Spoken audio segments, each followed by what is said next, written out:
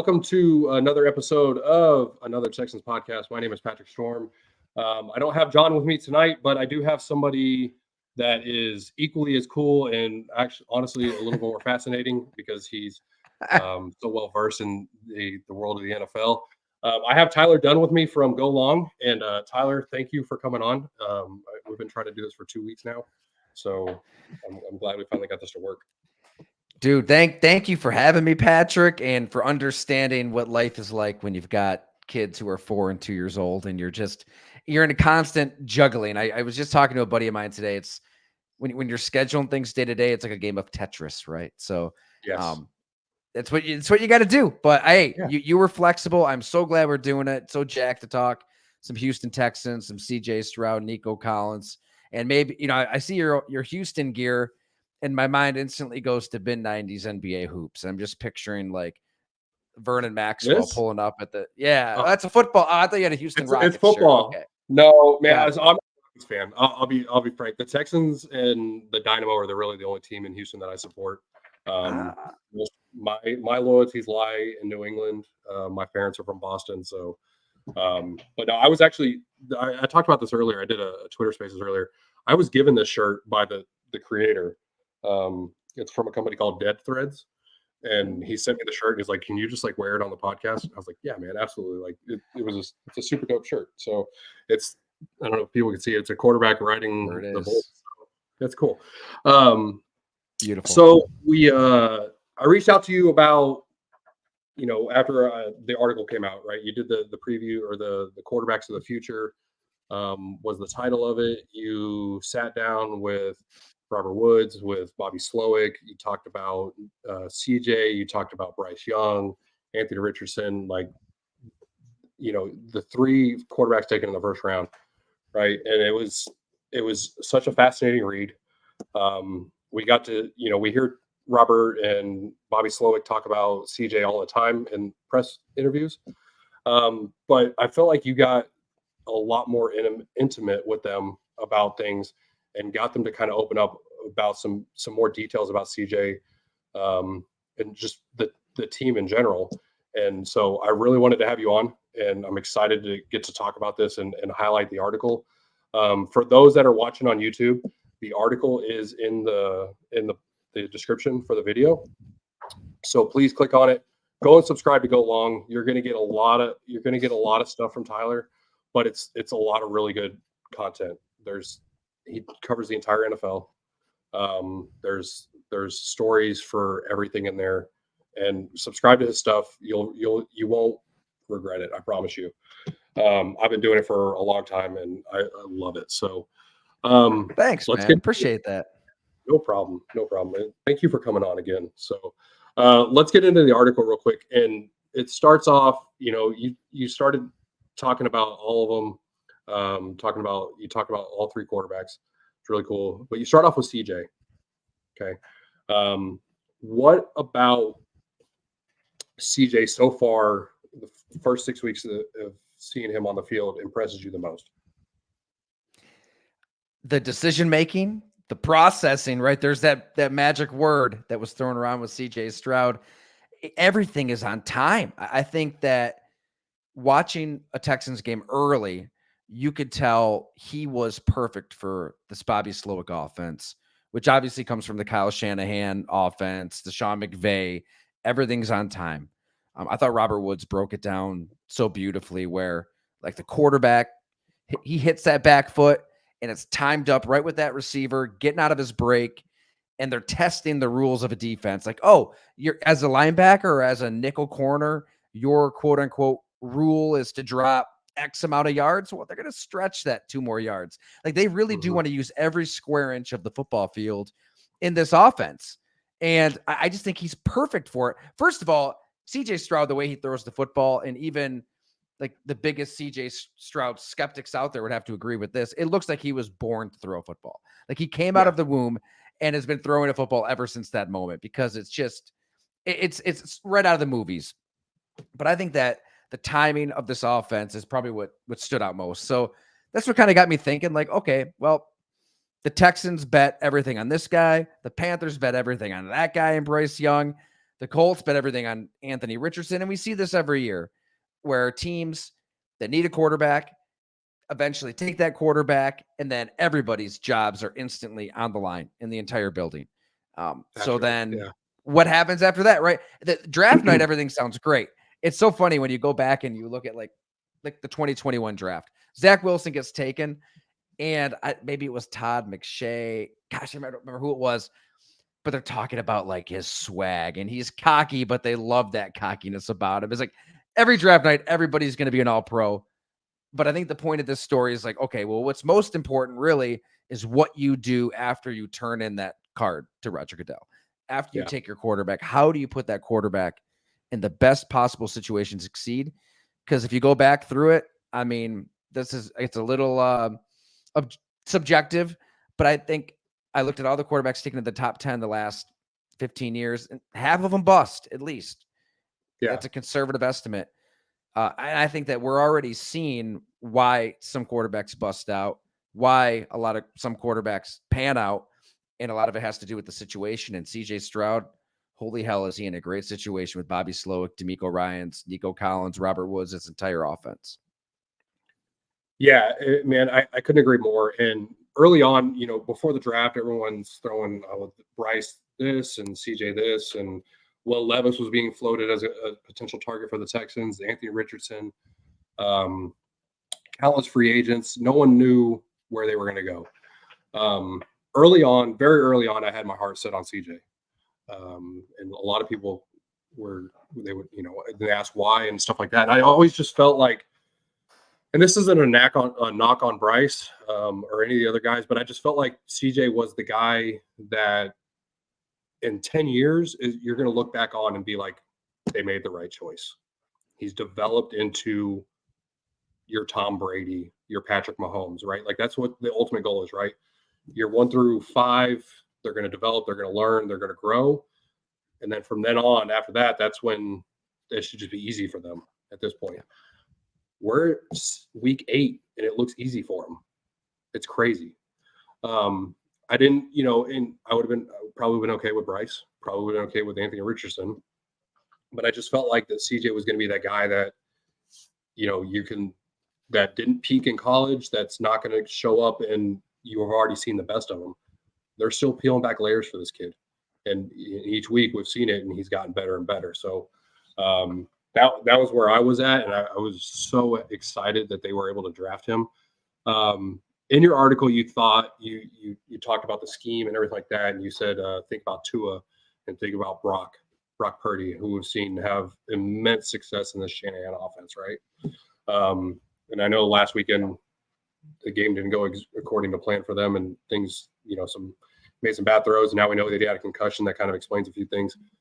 And then you talked about the timing, like you mentioned it earlier, right? Like, you see CJ make these throws where the receiver's not even looking at him yet, and the ball's already out. That's not something you usually see out of a rookie quarterback. That's right. Something you see out of year 10, like year 8. Like, they've got to develop timing and relationships and rhythm, and he's already got that. Like, that to me, that's crazy that they drafted this kid 2nd overall, and he's already doing those things. So I thought that was really cool. I think that these quarterbacks and these offenses too are going to force us all to kind of rethink quarterback play. I mean, this is such an innovative offense that really tries to give you an answer for anything the defense throws at you. I mean, that's what Robert Woods said. That's why I love his perspective. I covered him here in Buffalo. So the Buffalo Bills drafted him, and he was in some pretty elementary offenses here in Buffalo. Greg Roman, there's a reason that these wide receivers are so vocal about Greg Roman's passing game. It is simple. I've talked to Willie Snead about it. He was blunt, just said, "Oh, guys don't want to sign there because it's just like the old school route tree that we ran in high school football, right? Like 1 through 9. Like, you call a play, you run a route, and that's it." So he was in that offense. He was with the Tennessee Titans, another fairly simple call a play, run the play offense. And in between, he had Sean McVay. So he knows what it's like when you've got a coach and a game plan and plays that you're not just calling a play. It's designed. It's crazy to say this out loud, but not every team does this. It's designed to take advantage of your weakness in the defense. Like Yeah. that's where their sore spot is. Like that's your weakness. That's your corner who's susceptible to that kind of route. Well, we're going to exploit that again and again and again until you stop it. That's what this offense is. And it's all timing based. The play comes in. There's maybe 2 plays within that one play. And that's where CJ Stroud is perfect for, a lot like Brock Purdy and a lot like Tua Tagovailoa. He's accurate. Like if the player's open, he's going to hit that player. He's going to throw it to that spot. He knows the spot he has to throw to. And if that window is closed, as Bobby Slowik said in the story, he moves to the next guy. So is he asked to do what Bryce Young is doing in terms of being in the pocket and really going through progressions 1 to 2 to 3 to 4 while setting the protections, while setting the hots, while having to handle all that at the line of scrimmage? No, but who cares? Tua doesn't. Yeah. And Tua's was an MVP candidate at this point last year, and he'll probably be in the mix again this year. Brock Purdy was before that concussion, like you said. I think that we have to kind of rethink a lot of stuff about the quarterback position. Like even these guys like Josh Allen and Jalen Hurts who aren't that accurate, like you can improve accuracy. There's quarterback coaches who work with these guys year round. Like you can attack it like it's a jump shot in basketball. So Bobby Slowik strikes me as one of those coaches who does think outside of the box and is going to get the absolute most out of his players. It's not the case everywhere. I can tell you what, there's a lot of frustration with some teams around the NFL. And I would put the Carolina Panthers in that bucket, and that there's people in that organization. And we've got this in the story too, who see a simple offense, who see a play being called and you're just running that play. And it doesn't really matter what the defense is doing. And you're not really putting Bryce Young in the best positions to succeed. What they should be doing is like, all right, Bryce, we know you're really dang smart. His smarts are kind of used against him because he can handle all the protections. He can do all that stuff. So they throw all that on his plate. Well, maybe if you take some of that stuff off his plate, he can just kind of play. He doesn't have to think too much out there. Like CJ Stroud, I don't know this to be a fact. I don't think he has to handle a lot protection wise, audible wise. Like if the play comes in and he's going to run it and he's going to know where to go with the ball, and his natural ability is just going to take over, where we haven't really seen that out of Bryce Young. I think it's changing. I mean, they changed their play caller, and now these two teams are playing, and you might see that dichotomy between the two offenses, between a Frank Reich offense and a Bobby Slowik offense. Yeah, I talked about this earlier in the spaces with the guys that I was on there with it. You know, we don't know what to expect this weekend out of Carolina, right? Because he's first time play caller, and we're not sure what they're going to throw at him. So I'm really interested to see what that's going to be like. In the article, Robert mentions that it takes a very talented quarterback to run this offense, right? And he mentions that he played with Jared Goff. He mentions that he played with Matt Stafford, two guys. Jared Goff, who's having tremendous success last year and this year. Matt Stafford, who's won a Super Bowl now. So now he's getting to play with a rookie, a guy that's, fresh into the league, and he can't say enough about him, right? The thing with, like you mentioned earlier, like the decision making for this is what this offense is based around, and the timing. All we heard about CJ pre-draft was this S2 score crap, where he's going to be this awful quarterback because he can't take a test, because he can't answer these questions. And I feel like he's just totally dunked on that and like invalidated everything about the S2. You know what's so funny, Patrick, is the S2 scores. They were all reported at our website too. Right at Go Long. Bob McGinn he has his draft series at our site now, as you know. And I remember editing that story, posting that story, and thinking, whoa, I never heard of S2. Never heard about the Wonderlic. I never heard of S2. And then since that came out, I've talked to people around the league, including higher ups, and it differs. Like there are teams who really do use the S2 and value the S2. And I'm not sure if this is still the case. What I was told is basically like one team per division can use it. And if you're not one of those teams, that you can pay to use it, and it's a lot of money. And that the S2 people, the people who had the test, the way they sell it to these teams is that we are basically a bust finder. Like you use our test and we are going to show you who will be a bust in the NFL. And that it's not necessarily like you score a 97, you're guaranteed to succeed. I think like Sam Ellinger had a great score. You've got to have some other ability, but the way that they pitch it to these teams is like, if a guy has a low score, It's a red flag. You better not take that player and stay away. So CJ Young, combining the quarterbacks now. CJ Stroud scores terribly, right? 18 or whatever it was. That's been, I've heard people say, yeah, that's the case. Even Bobby Slowik said that's probably accurate. But I was told a couple teams asked him to take a second time. Who knows what that score was? It hasn't come out. Maybe the first score was a fluke too. Maybe he just didn't know how to take the test. I hated taking tests. I can remember Math B in New York State in high school, ripping the pages out. God, that dang math class was worse than anything I took at Syracuse University. Hated that thing. New York State also sucks. Really should move to Texas for many reasons. So that could have been the case. All I'll say is, like, there are coaches and there are teams who don't give a damn, to your point. Like, I really got the genuine sense that Bobby Slowik didn't care. They didn't use it in San Francisco. They don't use it in Houston. Now, I even talked to sources in Carolina because I had heard through one source that Stroud and Young were kind of neck and neck. The S2s came out, and David Tepper, being this hedge fund guy, said, whoa, I'm staying away from CJ Stroud. Like, I'm taking Bryce Young. But then I talked to somebody in the know who would keep it real with me in the Panthers organization, and he said, no, like that, we were going to take Bryce Young. We believed in Bryce Young. Yes, it was one thing we looked at, but that was overblown. So make of it what you will. I agree with you. I think he has taken that score and dismissed it as nothing, especially when he's with this coach and he's in this offense.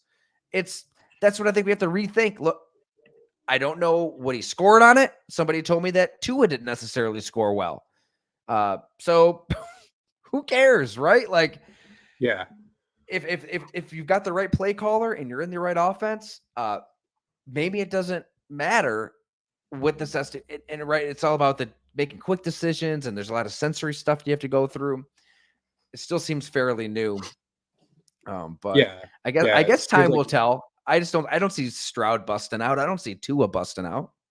Yeah. And, for all we know, Bryce is still fairly young. He's not, we can't call him a bust yet. Anthony Richardson, none of that.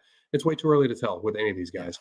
So, I think Bryce Young will be good too. I think that granted, they got to get him a new guard and they got to get him in a wide receiver 2, let alone a wide receiver 1. And they've got to change the offense.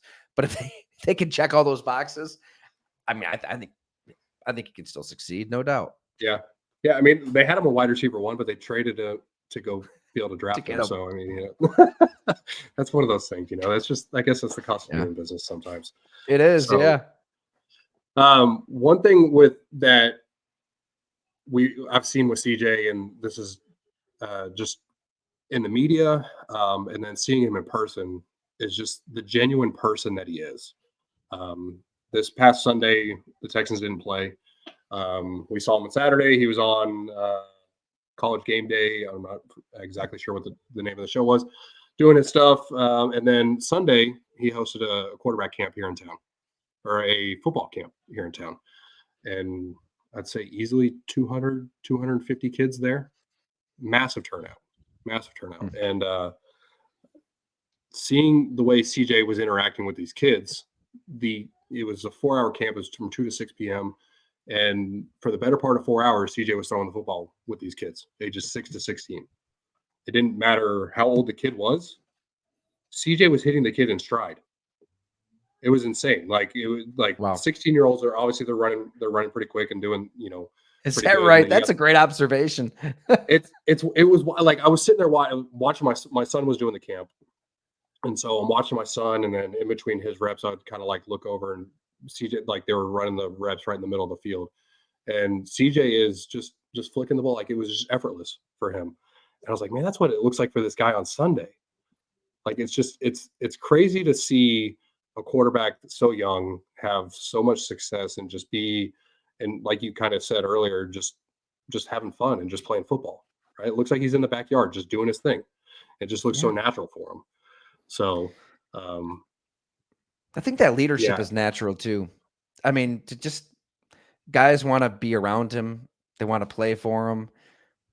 Like, you can't really, just write that off like early for a player to come in 21, 22 years old for any team and be the quarterback of that team. I mean, I can't imagine what that's like when you're the guy instantly telling other grown men what to do in a huddle who are a decade plus older than you. And they've got a lot of veterans on this team. This is where I give D'Amico Ryans and everybody so much credit. And this is what I completely missed over the offseason. Honestly, the Houston Texans have been kind of out of my mind for the last couple of years, right? Like David Culley, Lovie Smith. It's like a franchise on pause. Like what? All right, when are we going to try to win here, guys? When should we care about you? They hired D'Amico Ryans, and it's like, oh, okay, that's an inspired hire. And now you're signing guys like even like Jerry Hughes from here in Buffalo. I guess that was a little earlier, but Robert Woods, Steven Nelson, Devin Singletary, who am I missing? Sheldon Rankins. Across the board. I mean, I'm looking around this locker room on my visit to Houston. I'm like, they've got some dudes here. And so you fill that locker room up with proven veterans. Dalton Schultz, there's another one. And they draft a rookie quarterback. Like, how is that rookie going to lead? I don't know. I think a lot of fans watch a game on a Sunday and it's 3 hours and plays are called. And it seems like they're almost cyborgs out there that you plug into a fantasy football lineup. But football is so much more than that. There's the other 6 days of the week when you do need leaders to step up, and that leader probably should be your quarterback in a lot of situations. The sense I get is that that's been natural for CJ Stroud. I mean, Robert Woods is a guy who's been around so many different quarterbacks and so many different offenses, and man, did he light up just talking about CJ Stroud, saying he has it. He's like, I know good quarterback play. I've been around it. He is right there with anybody I've been with, Jared Goff, Matt Stafford included. Yeah, and you mentioned that in the article that I didn't know this. Robert Woods is one of the 3 oldest wide receivers in the NFL, right? Yeah, I guess Julio Jones now joined the fray again, but yeah, he's right there. Yeah, that's if you include Randall Cobb, who's a corpse at this point, right? The Rodgers tax. Yeah, recently in Houston, and we all saw how that went. So, man, it's when you're talking about the leadership stuff.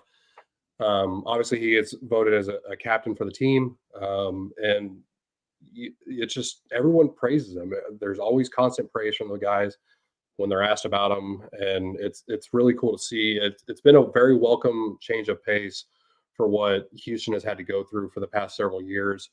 Prior to Deshaun, after Deshaun, and real quick, I want to jump back real quick. You mentioned something earlier about like the way that the play calling is, and like the play design. And I found this very interesting. And looking back at past couple of years and seeing the route concepts that Nico Collins would run, and you go to like ESPN Next Gen, and you can see those charts where it shows like the squigglies across the screen, right?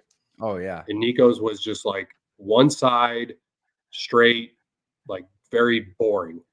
Now you look at it, and it looks like Bobby Slowik's weaving a blanket with Nico Collins. And then you mesh that with Tank Dell or Noah Brown or Robert Woods and the running backs, Dalton Schultz and stuff like that. And it's fascinating to watch like how the different layers of the offense. And so you got to talk to Bobby, and you talk to him about just about CJ and just everything all in general. Tell me how you feel. Like, is Bobby going to be one of these guys that is one and done as a coordinator because he gets hired, or you think it's somebody that is going to stick around for a couple of years and kind of establish himself? That's a good question. I mean, it's a good problem to have if you're the Texans. If you make the playoffs, win the division, win a playoff game, win 2 playoff games. I mean, hell, if Sean McVay gets hired at 32, was he? Why wouldn't Bobby Slowik? Why wouldn't an owner think outside the box? You should. My God, if you're interested in winning and staying at the cutting edge of football, you better get one of these guys, because more often than not, it works out. I mean, you can hear it in the voices of these personnel execs across the NFL. There's envy when they watch the Houston Texans. They're watching this offense and like, oh my God, like what they're doing is incredible. And he has to be the one getting the credit for that. And CJ Stroud too. I think what was interesting about Bobby Slowik too is the humility. He just seems like such a selfless guy. Even in conversation, you try to like build him up and his scheme and his offense. And granted, it's a one conversation I had with the guy. I don't know him as a person, but I've talked to a lot of coaches around the NFL, and a lot of them have egos. A lot of them have sticks up. You know what?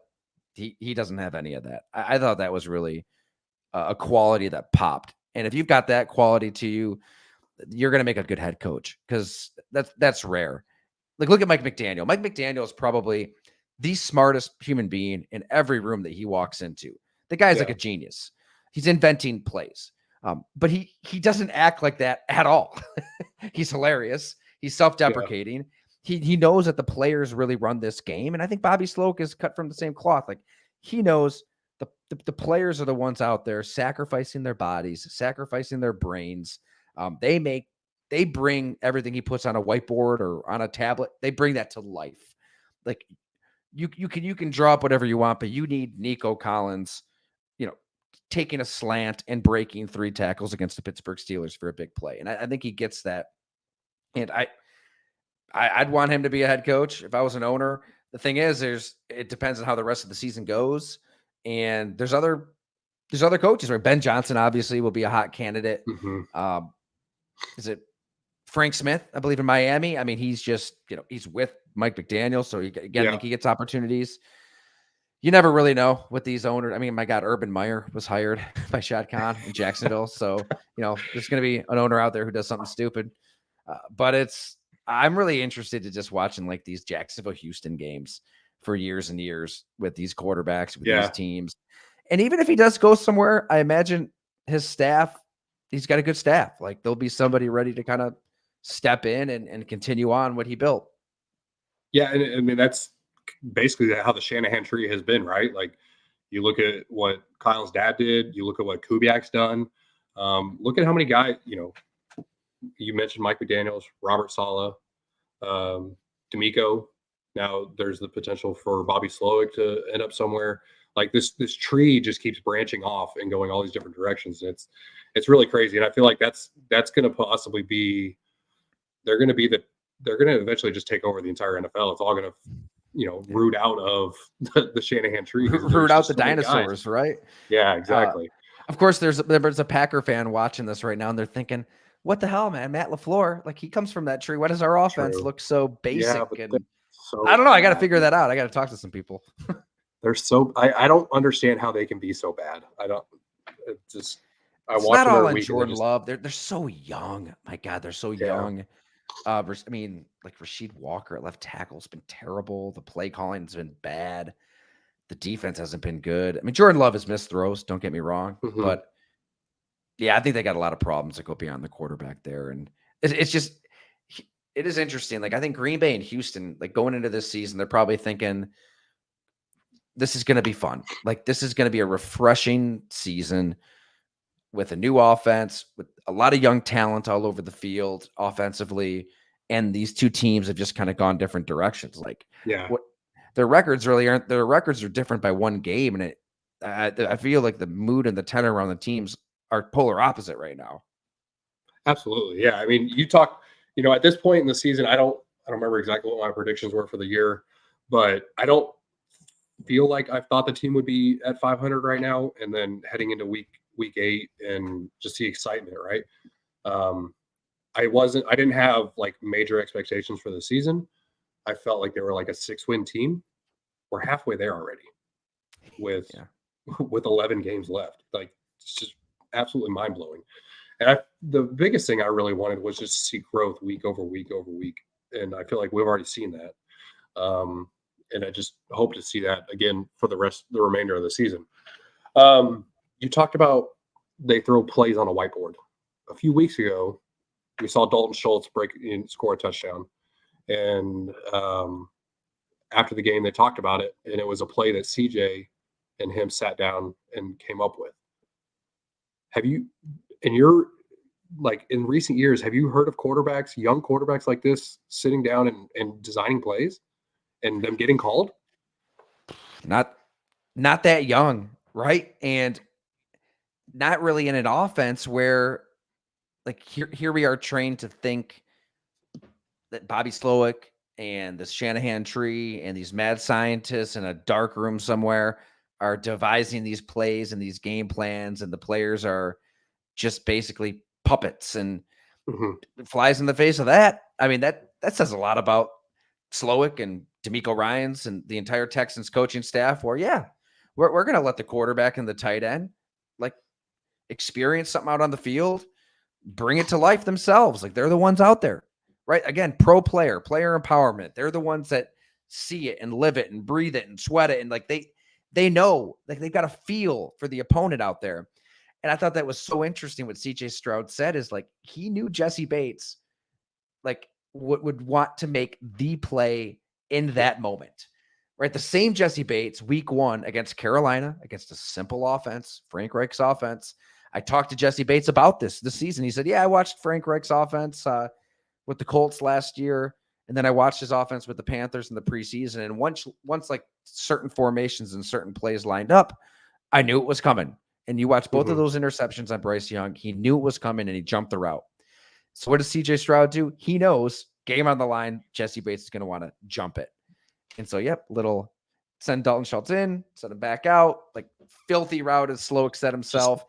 Perfect throw. And for a young quarterback and a young coordinator, first-time play caller, to connect and pull that off, that was a signature moment. I think that, and granted, they lost the game, but again, it didn't feel that way, right? Like when you think big picture about the growth of the team, that is such a seminal moment that you don't really see out of rookie quarterbacks too often. You know, at Go Long, I do a show with Brett Favre, and he was just reliving like his first game against the Cincinnati Bengals. And, you know, there was heroics involved. He threw a game-winning touchdown to Kitrick Taylor. Guys believed, but you know, he didn't know what a nickel defense was. He didn't know what game situation was. He was just out there playing. Like if Mike Holmgren called a play and there was a deep route on that play, he's taking a shot. For CJ Stroud intellectually to go through that kind of stuff in the heat of the moment, which by the way, the pressure, the stakes, right? I mean, a full stadium, everybody watching at home, you're a rookie, like, and he's not really flustered. I think that says a lot too. The fact that he just didn't feel pressure. He didn't clam up. I think a lot of young quarterbacks would in that moment. Yeah. And I think, you know, even the pressure of last week, you know, being week 6 or the week before, but week 6, he hasn't thrown an interception yet. And he's facing a very solid Saints secondary, and he throws a pick. It didn't phase him. He bounced back from it immediately and finished out the game. And they played great. He played great. And so I feel like, you know, seeing that, the poise, everything about this kid it's got me excited, very excited for the future. I'm very excited for this weekend. Number 1, number 2 playing each other. Yeah. Well, actually, I'm excited for the Texans. And 3 playing each other. So you're right. This is Will Anderson. This is the first time in the modern draft era that the first 3 picks will play each other in a game. He's a badass too, man. He's going to be a stud. Like, I don't care what the numbers say about Will Anderson right now. Like, you watch a Texans game, he's just got some juice to him as a pass rusher, everything. Like, you can see why they aggressively wanted to get back in there. And another thing, it didn't really hit me in the moment. Like, and when the Texans made that trade on draft night, I'm thinking, well, that's cute, right? Like, look at this team that's just kind of been forgotten, doing something bold. And you look back, man, this whole offseason for this team, it was a defining transition for the franchise. Like, they're like, all right, enough messing around. I'm sure the fans out there were glad to see it.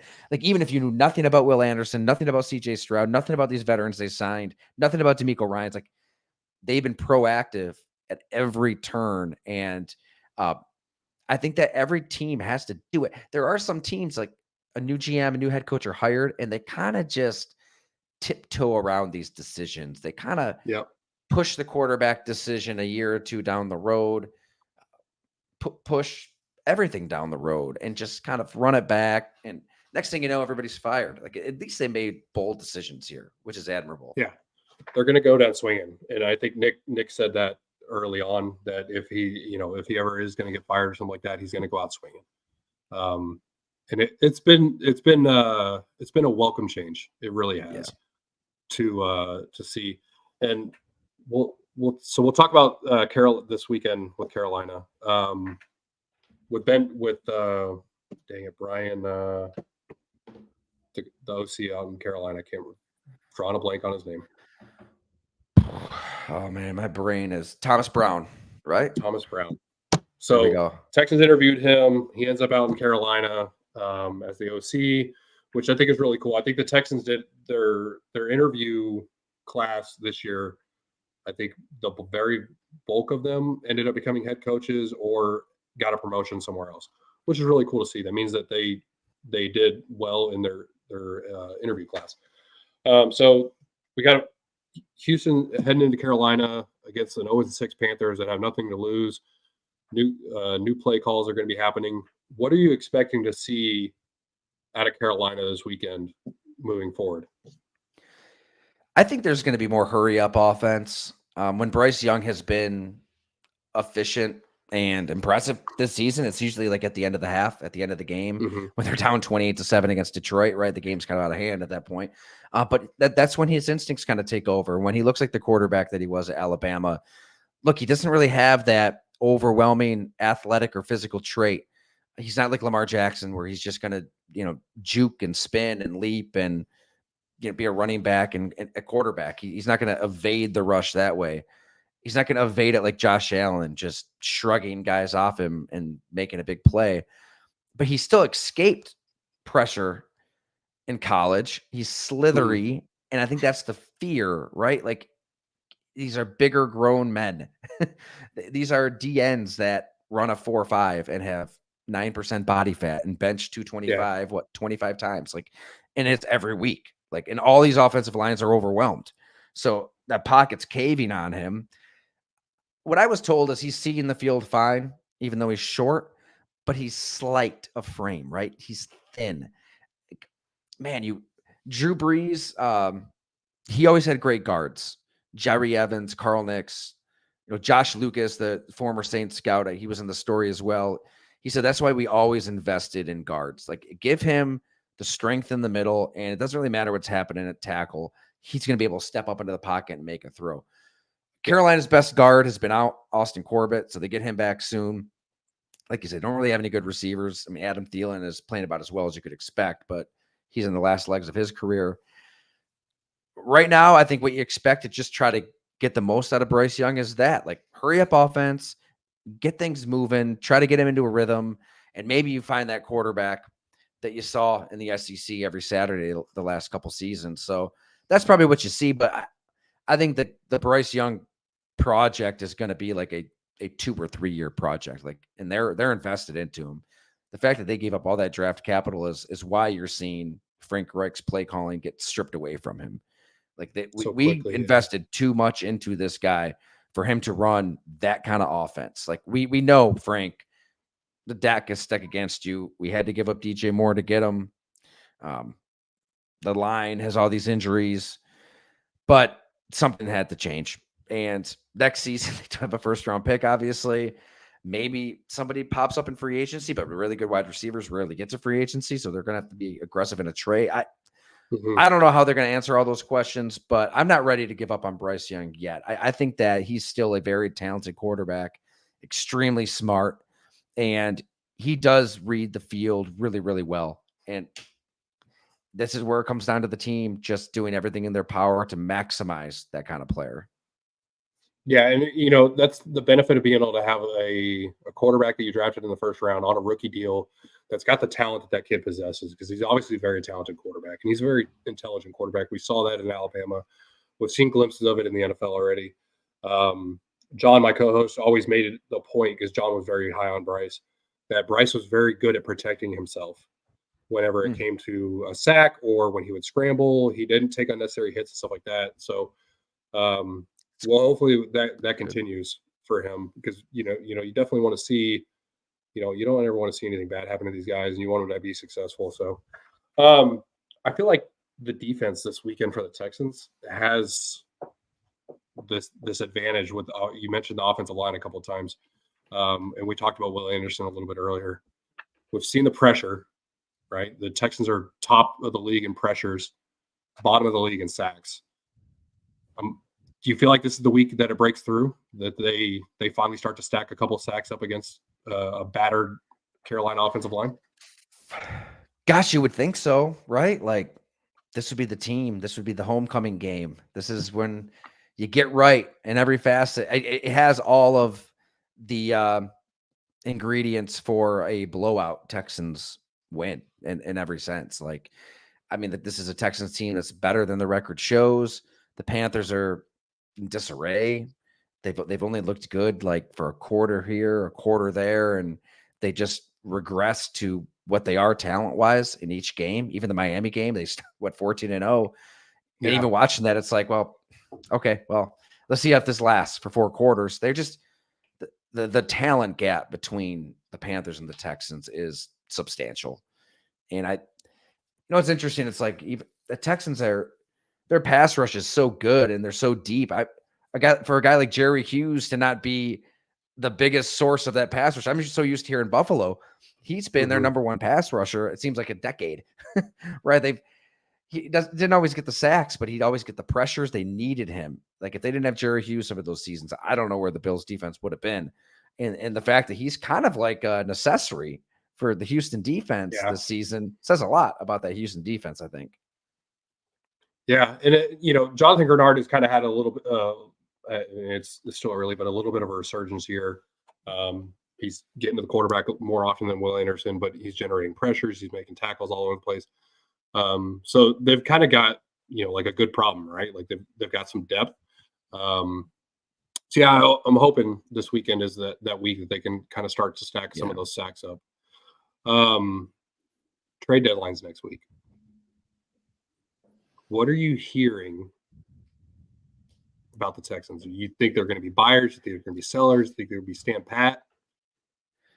I'm going to be honest with you. I would be talking out of my butt, just guessing.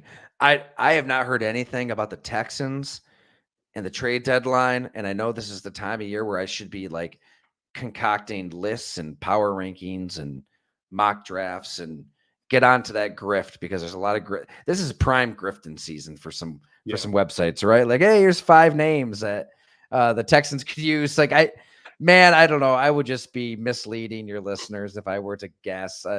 I think they should be buyers, obviously. I mean, why not? Go for it. They've been buyers from day one of free agency, right? Yeah. They've been trying to win, which is great. If you got a quarterback on a rookie deal, why would you just kind of wait around?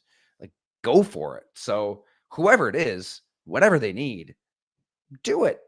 Right? This is the time. Cincinnati did it with Joe Burrow. Before that, Buffalo did it with Josh Allen. Cincinnati did it with Joe Burrow.